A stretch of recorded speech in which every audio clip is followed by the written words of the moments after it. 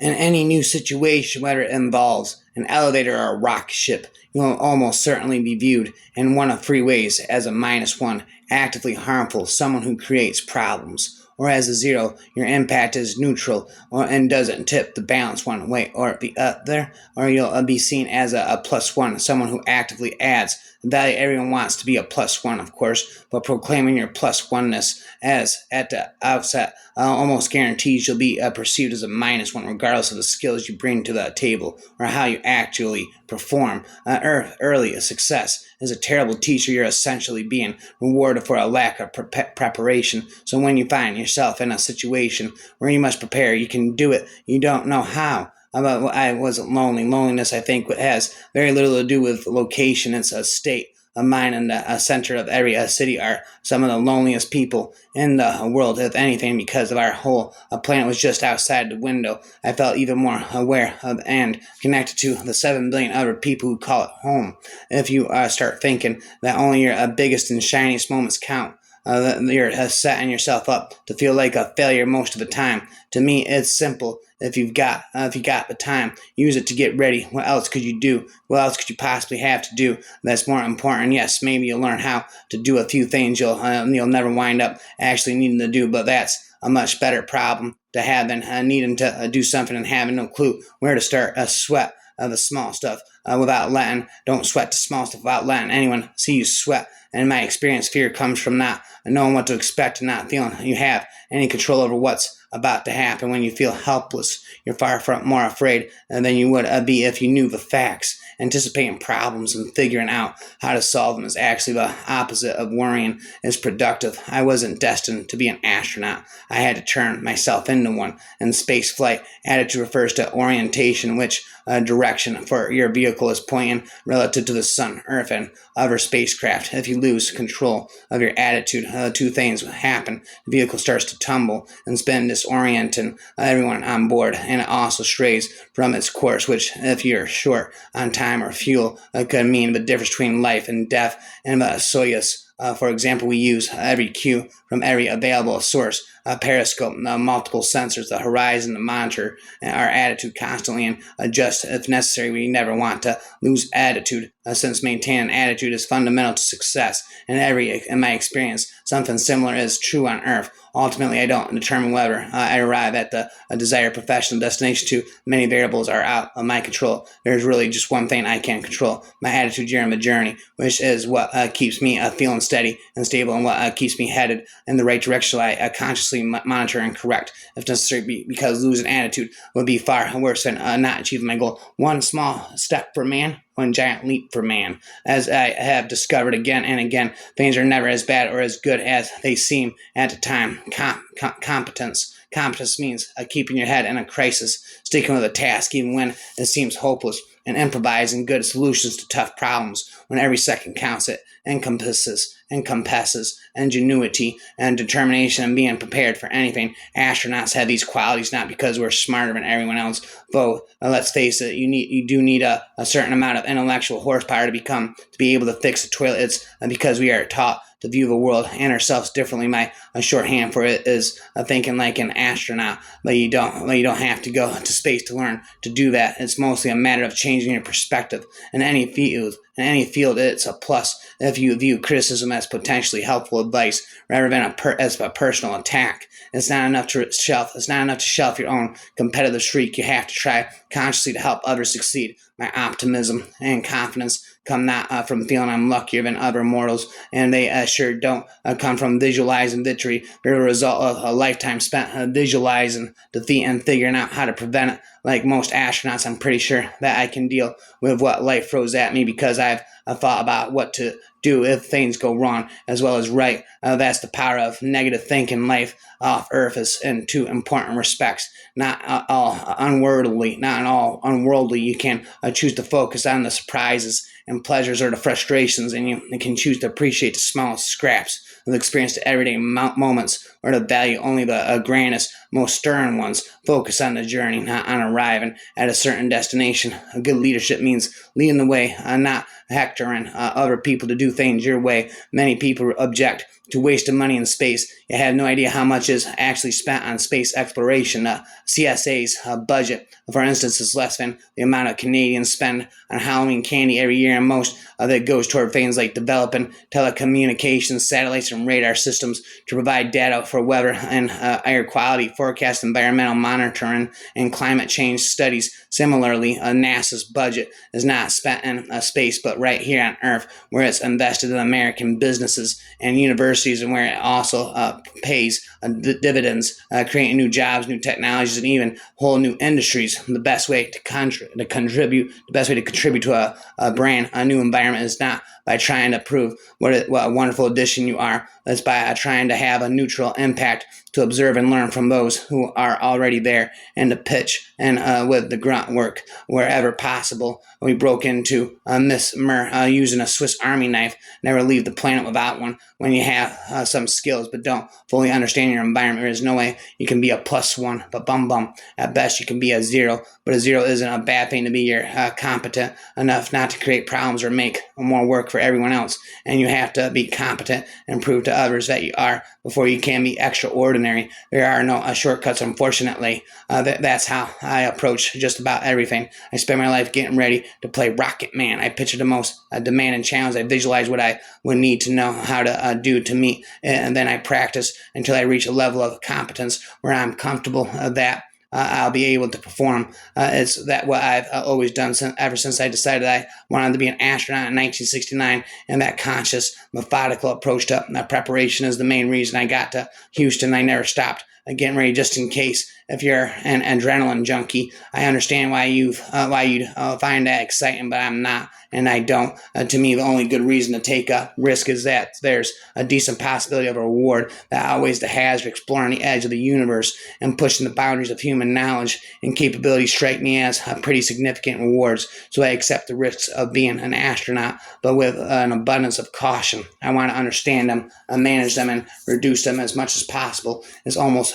comical that astronauts are stereotyped as daredevils and cowboys as a rule. We're highly methodical and detail-oriented. Our passion isn't for frills, but for a grindstone and pressing our noses to it. We're responsible for equipment that has cost taxpayers many millions of dollars, and the best insurance policy we have on our lives is our own dedication to train and study and simulate and practicing until responses become automatic. Astronauts don't do all this only to fulfill NASA's requirements. Training is something we do to reduce the odds that we'll die. You can choose to focus on the surprises and pleasures, the frustrations, and you can choose to appreciate the smallest scraps of experience, the everyday moments, or to value only the grandest, most stirring ones. Ultimately, the real question is whether you want to be happy. Square astronaut, round hole, but somehow I'd managed to push myself through it. And here was the truly amazing part. Along the way, I'd become a good fit. It had only taken 21 years. Competence means keeping your head in a crisis,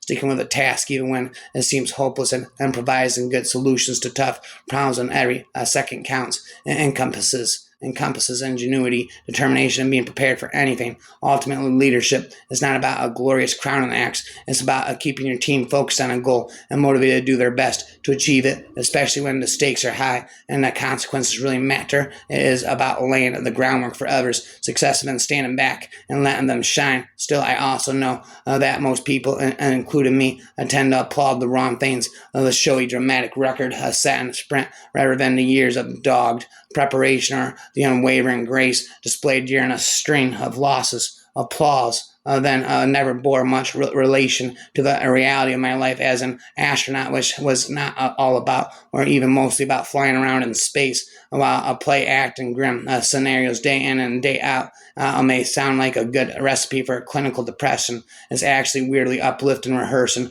for catastrophe has made me positive that I have the problem-solving skills to deal with a tough situation and then come out the other side smiling. For me, this has greatly reduced the mental and emotional clutter that unchecked worrying produces those random thoughts that hijack your brain at 3 o'clock in the morning. While I very much hoped not to die in a space, I didn't live in fear of it, largely because I'd been made to think through the practicalities, how I'd want my family to get the news, for instance, and which astronaut I should recruit to help my wife cut through the red tape at NASA and the CSA. before my last space flight about spitting rhyme. As with each of the earlier ones, I reviewed my will and made sure my financial affairs and taxes were in order, and did all the other things you'd do if you knew you were going to die. But that didn't make me feel like I had one foot in the grave. I actually put my mind at ease and reduced my anxiety about what my family's future would look like if something happened to me, which meant that when the engines lit up at launch, I was able to focus entirely on the task at hand, arriving alive. Rhymes all night, all infinite rhymes, alive, live. You'll never take me alive. I'll make the greatest sacrifice. I'm alive. Spent never ending rhymes. What I did each day would determine the kind of person I become, being forced to confront the prospect of failure head on, to study it, to dissect it. Tease apart all its components and consequences really works. After a few years of doing that pretty much daily, you forge the strongest possible armor to defend against fear, hard-won competence. Our training pushes us to develop a new set of instincts. Instead of reacting to danger with a fight or flight adrenaline rush, we're trained to respond unemotionally by immediately prioritizing threats and methodically seeking to defuse them. We go from wanting to bolt for the exit to wanting to engage and understand what's going wrong, then fix it. No one ever accomplished anything great sitting down. It's like being a newborn, this sudden sensory overload of noise, colors, smells, and gravity after months of quietly flowing and ceased, encased in a relative calm and isolation and wonder. Babies cry and protest when they're born. When you're the author of your own fate, you don't want to write a tragedy. Life is just a lot better if you feel you're having 10 wins a day rather than a win every 10 hours or so. Success is feeling good about the work you do throughout the long, unheralded journey that may or may not wind up at the launch pad. You can't view training solely as a stepping stone to something loftier. It's got to be an end in itself. It's never either or never enjoyment versus advancement, so long as you conceive of advancement in terms of learning rather than climbing to the next run of the professional ladder. You are again ahead if you learn, even if you wind up staying on the same run.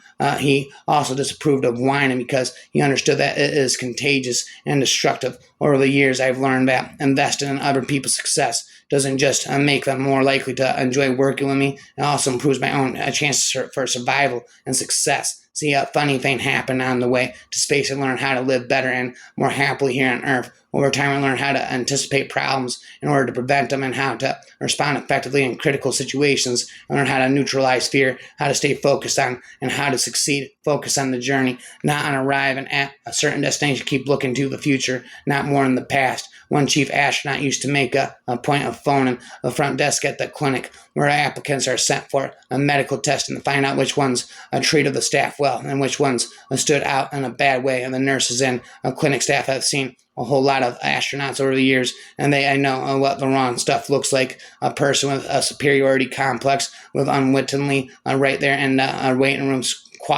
quashes or her chances of ever going to space. She is an Uber doer. She is an Uber doer, exactly the kind of a person you want riding shotgun when you're chasing a big goal and trying to have a life. I think one reason people like hearing about these sorts of things is that it helps them to see the world slightly differently, perhaps even with a sense of wonder. On Earth, it's just a given that if you put a fork on the table, it will stay there, but remove that one variable, gravity, and everything changes. Forks are waft away. People asleep out there, eat and jump and drink from a cup. Things you have known how to do since you were a toddler suddenly became magical or tricky or endlessly entertaining, and sometimes all three at once. People like being reminded that the impossible really is possible, I think, and I was happy to be able to remind them. And spaceflight attitude refers to orientation, which direction your vehicle is pointing relative to the sun, Earth, and other spacecraft. If you lose control of your attitude,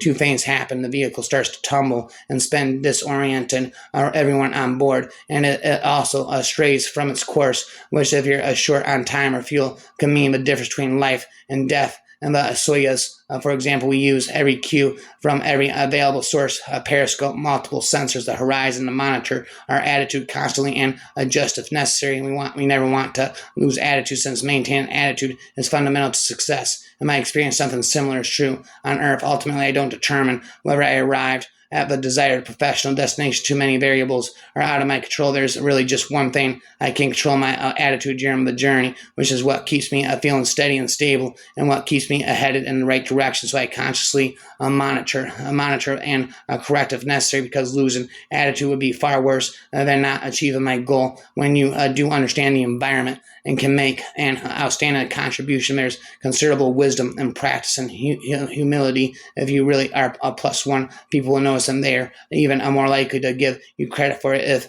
you're not trying to rub their noses in your greatness. And when you have some skills but don't fully understand your environment, there's no way you can be a +1. Good leadership means leading the way, not hectoring other people to do things your way. Bullying, bickering, and competing for dominance are event in a low-risk situation excellent ways to destroy morale and diminish productivity. Waiting for him, I check behind me to be sure I haven't accidentally activated my backup tank of oxygen, and that's when I notice the universe. The scale is graphically shocking, the colors too. The incongruity is stupefying. There I was inside a small box, but now how is this possible? And then suddenly calm. We reached March 25th, orbital speed. The engines wind down, and I notice little motes of dust floating lazily upward.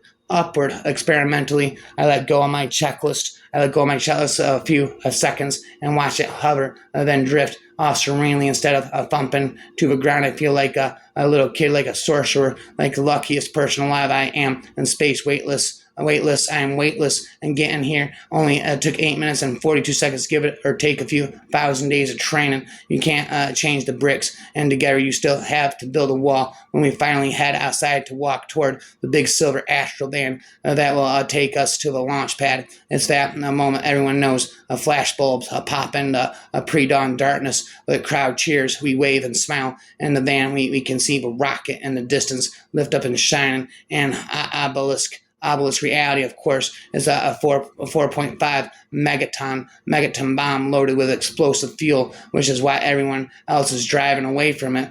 Space exploration is inherently dangerous. If my focus even wavers in the classroom or during an 8-hour simulation, I remind myself of one simple fact: space flight might kill me. I think my response to hearing that alarm would have been to grab an extinguisher and start fighting for my life. But over the past 21 years, that instinct has been trained out of me, and another set of responses have been trained in, represented by three words: warn.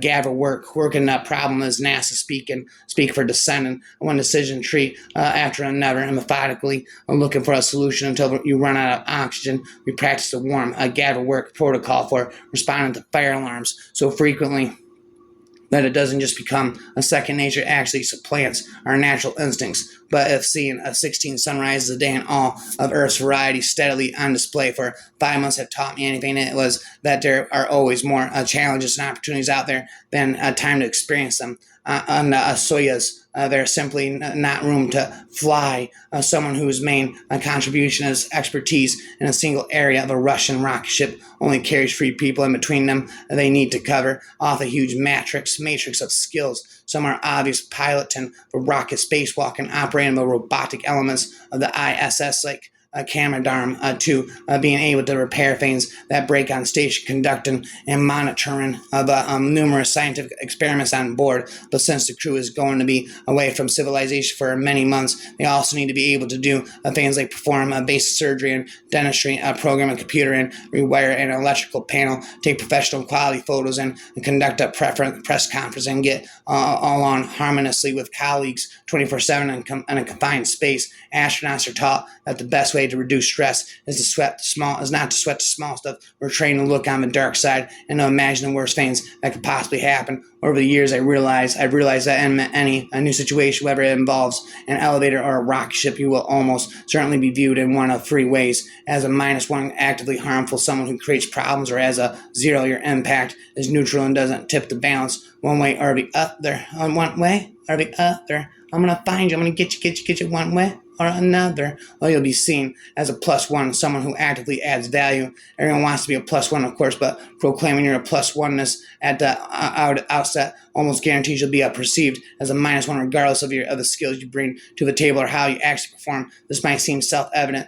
but it can't be because so many people do it during the final selection round for each new class of NASA astronauts. For example, there's always at least one individual who's hell-bent on advertising him or herself as a +1. In fact, all the applicants who make into the final 100 are invited to come to Houston for a week here, have impressive qualifications and really are +1s in their own fields. But invariably, someone decides to take a little further and behave like an astronaut who already knows just about everything there is to know, the meaning of every acronym, the purpose of every value on a spaceship, a spacesuit, and who just might be willing, if asked nicely, to go to Mars tomorrow. Sometimes the motivation is over eagerness rather than arrogance, but the effect is the same. My point, though, is that saying thank you every once in a while just isn't enough when you're demanding that people make a real sacrifice so you can pursue your goals. It's not only the fun showy things like vacations that get the message across. You also have to be willing to do what you can to create the conditions that allow your partner the freedom to focus single-mindedly at times. It's not easy, but it is possible with a careful planning, regardless of the scope of your ambition or the demands of your job. In our galaxy alone, we think there are about 10 billion Earth-like planets orbiting stars like our suns. Given that there are hundreds of billions of galaxies, the odds are strong that life has evolved somewhere else. To think that we are the only life in the universe is just an extension of the same arrogance that made us think we were the center of it all. But the lesson good leadership means leading the way, not hectoring other people to do things your way. Astronauts have these qualities not because we're smarter than everyone else, but let's face it, you do need a certain amount of intellectual horsepower to be able to fix a toilet. It's because we're taught to view the world and ourselves differently. My shorthand for it is thinking like an astronaut, that you don't have to go to a space to learn to do that. It's mostly a matter of changing your perspective. It was a happy day. It was a happy day for me that when that astronaut left the office, but in retrospect, I learned a lot from him. For example, that if you need to make a strong criticism, it's a bad idea to lash wildly, be surgical, pinpoint a problem rather than attack the person. Never ridicule a colleague, even with an offhand remark, no matter how tempting it is or how hilarious the laugh line. The more senior you are, the greater the impact your flip-pant comment will have. Don't snap at the people who work with you when see red, count to 10. When see red, count to 10. Preparation is not only about managing external risks, but about limiting the likelihood that you'll unwittingly add to them when you're the author of your own fate. You don't want to write a tragedy. Aside from anything else, the possibility of a sequel is non-existent. Be certified as a user means you have basic knowledge and can turn things on and off. There's nothing more important than what you're doing right now. I let go of my checklist for a few seconds and watch it hover and then drift off serenely instead of thumping to the ground. I feel like a little kid, like a sorcerer, like the luckiest person alive. I am in space, weightless, and getting here. I only took 8 minutes and 42 seconds, give or take a few 1,000 days of training. The rule of thumb is that you need a day on Earth to recover from each day in space. I quickly learned that as the X whatever, and you only get so many golden opportunities that keep your mouth shut, and you should take advantage of every single one. It's puzzling to me that so many self-help gurus urge people to visualize victory and stop there. Some even insist that if you wish for good things long enough and hard enough, you'll get them. And conversely, that if you focus on the negative, you actually invite bad things to happen. Why make yourself miserable worrying? Why waste time getting ready for disasters that may never happen? Anticipating problems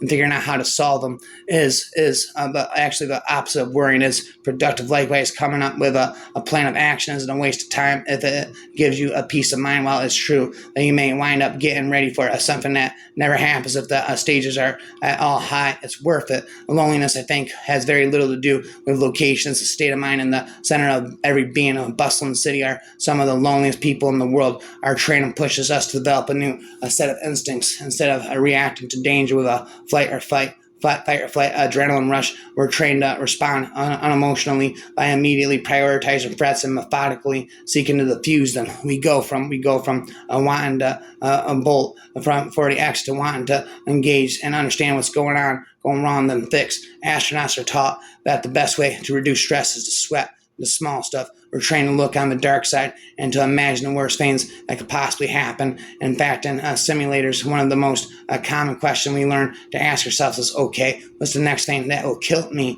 At best, you can be a zero, but a zero isn't bad thing. You're competent enough not to create problems or make more work for everyone else, and you have to be competent and prove to others that you are before you can be extraordinary. There are no shortcuts, unfortunately. Typically, the last minute is also when you finally get around to doing all the little things you've been meaning to do for months, shooting a video or tour of ISS to show friends and family back home, taking photos of crewmates in bizarre only in space poses, and just because you can't peeing upside down, just because you can, you're peeing upside down. It's not enough to shelve your own competitive streak. You have to try consciously to help others succeed. Some people feel this is like shooting themselves in the foot while aid someone else and creating competitive advantages. I don't look at it that way. Helping someone else look good doesn't make me look worse. In fact, it often improves my own performance, particularly in stressful situations. An astronaut is someone who's able to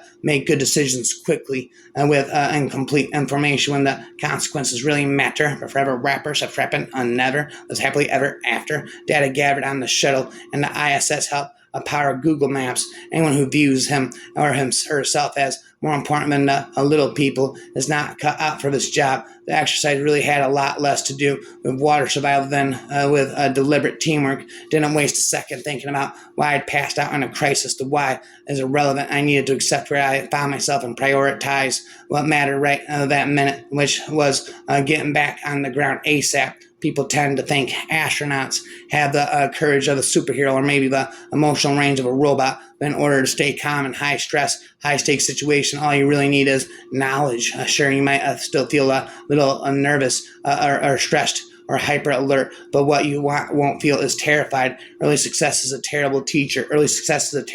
You're essentially being rewarded for a lack of preparation. So when you find yourself in a situation where you must prepare, you can't do it. You don't know how. No one wants to go into space with a jerk, but at some point you just have to accept the people in your crew. Stop wishing you were flying with Neil Armstrong and start figuring out how your crewmates' strengths and weaknesses mesh with your own. You and can't change the bricks, and together you still have to build a wall. So I consciously monitor and correct if necessary, because losing attitude would be far worse than not achieving my goal. Preparation is not only about managing external risks, but about limiting the likelihood that you'll unwittingly add to them. The Russian engineers had taped, strapped, and sealed our dock and modules hatch just a little too enthusiastically with multiple layers. So we did the true space age thing. We broke into Mr. using a Swiss Army knife. Never leave the planet without one. As spent rhyme as bat.